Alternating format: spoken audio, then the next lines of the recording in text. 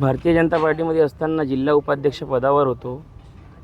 एक चांगली अपॉर्च्युनिटी ते जिल्हाध्यक्ष साहेब प्रफुल्लजी चव्हाणनी मला दिली होती.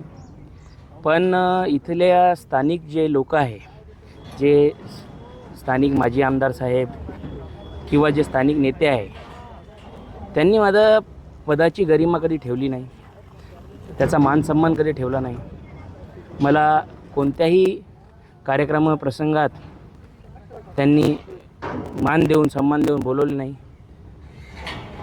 आता स्वराज्य संस्थेची निवडणूक जवळ आलेली आहे.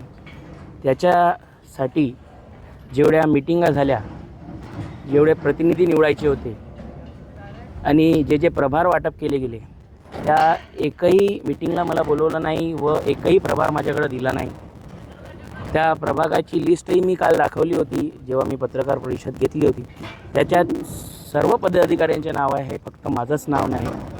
तर तुम्ही म्हणू शकता का एक हेतू परस्पर बुद्धीनं केलेलं काम आहे आणि एक संपूर्ण बहिष्कार त्यांनी माझं केलेलं होतं. याची तक्रार मी वरिष्ठांकडे केली होती, पण त्यांनी याला दुर्लक्ष केले आणि कुठंतरी मला अपमान झाल्यासारखे खूप वाटले आणि त्यामुळं मी पार्टी सोडण्याचा तो निर्णय घेतला.